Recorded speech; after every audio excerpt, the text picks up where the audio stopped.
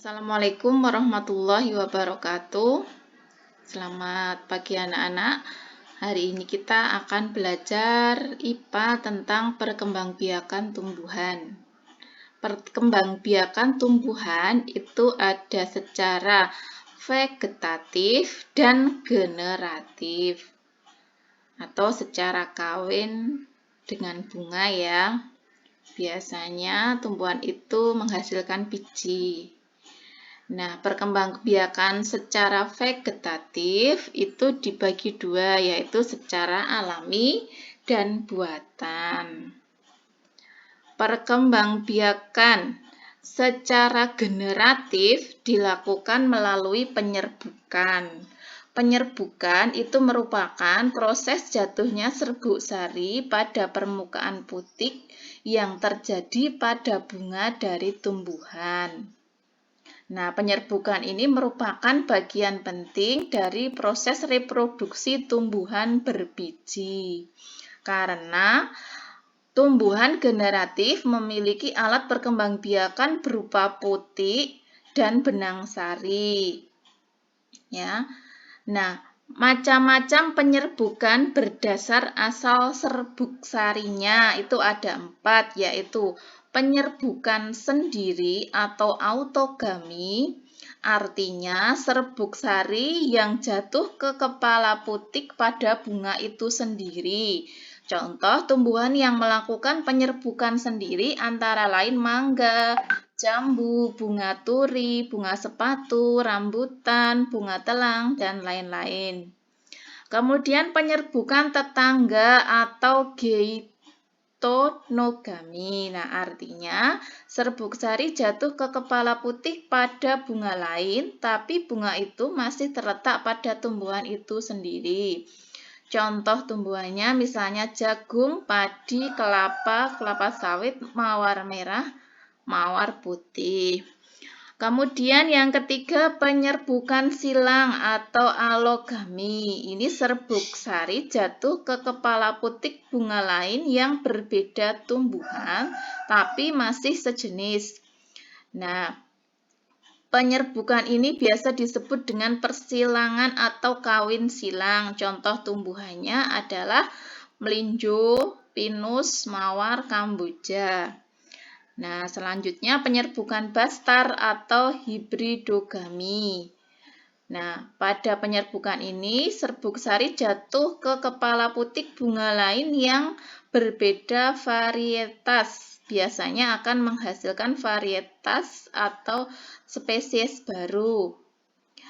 Contoh tumbuhan yang melakukan penyerbukan bastar ini misalnya mawar merah dengan mawar putih atau lili, bunga lili gitu ya, dengan lili kuning dengan lili merah, jambu batu merah dengan jambu batu putih dan sebagainya.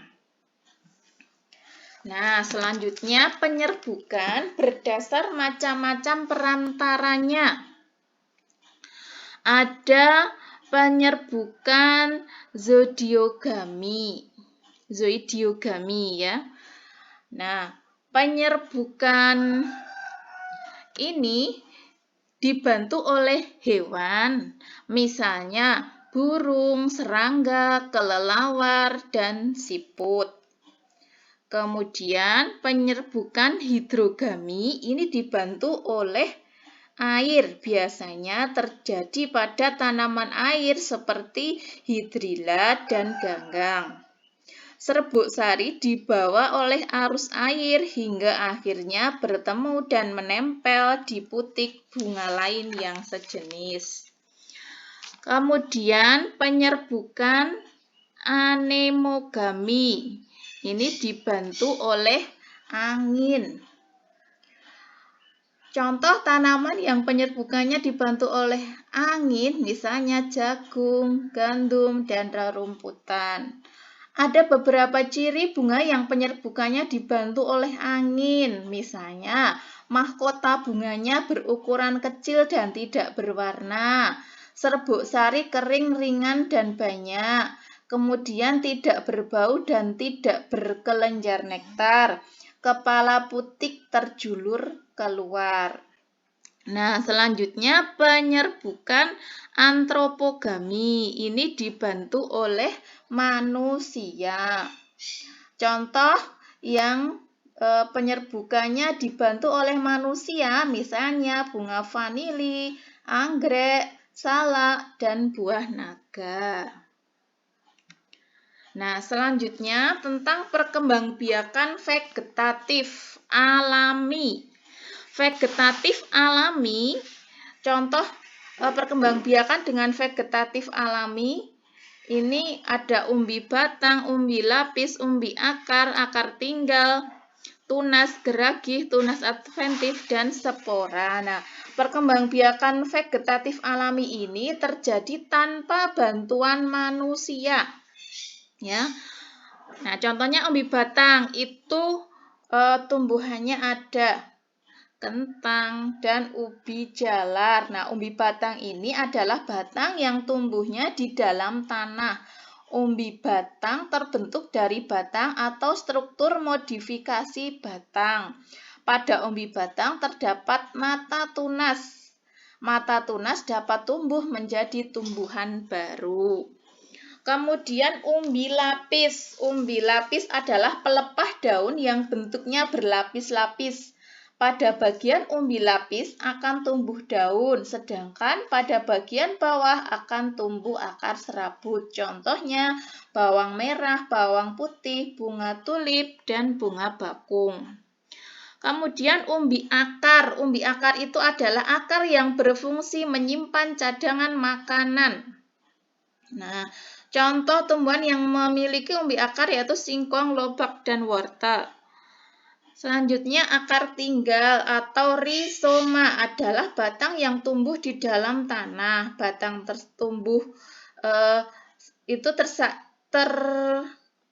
batang tersebut tumbuh secara mendatar dan tampak seperti akar.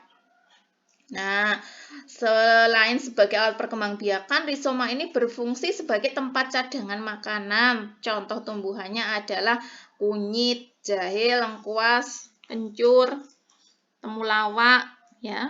Kemudian tunas. Tunas adalah tumbuhan muda yang tumbuh dari bagian tubuh induk tumbuhan.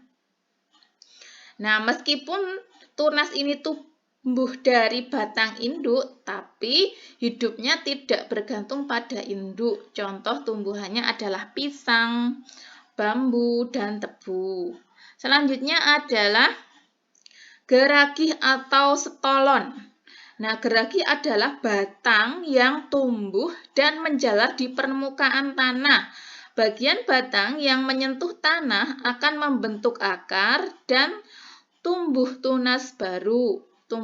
Tunas itu akan tumbuh menjalar dan tidak bergantung pada induknya. Contoh tumbuhannya ada stroberi, pegagan, antanan, dan rumput teki.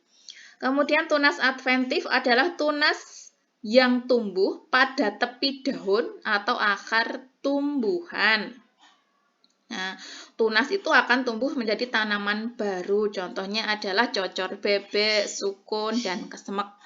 Kemudian spora. Spora adalah bagian tumbuhan yang berfungsi sebagai alat perkembangbiakan. Nah, jika spora ini jatuh ke tanah, akan tumbuh tanaman baru. Contoh tumbuhannya adalah ada paku, lumut, dan jamur.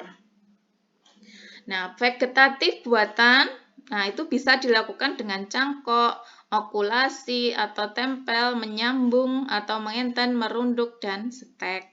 Nah, mungkin itu sedikit yang saya sampaikan, semoga manfaatnya. Jangan lupa tugasnya menulis perkembangbiakan secara vegetatif alami dan contoh tumbuhannya. Silahkan ditulis dengan rapi ya. Terima kasih. Assalamualaikum warahmatullahi wabarakatuh.